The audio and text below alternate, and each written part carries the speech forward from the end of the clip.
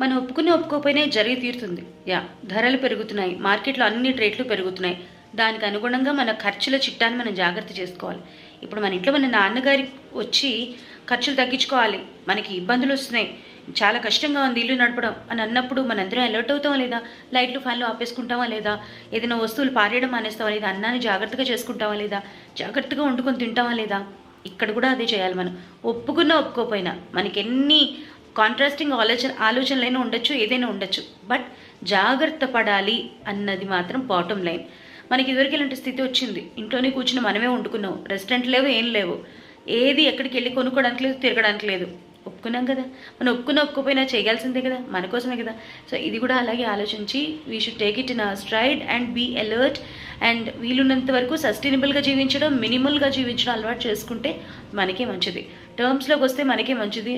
రాకపోయినా చేయగలిగింది ఏం లేదు, రావాల్సిందే. కండిషన్స్ అలా ఉన్నాయి. మరి ఏమనుకుంటున్నారు మీరు? జాగ్రత్త మొదలు పెట్టారా ఆల్రెడీ? Let me no.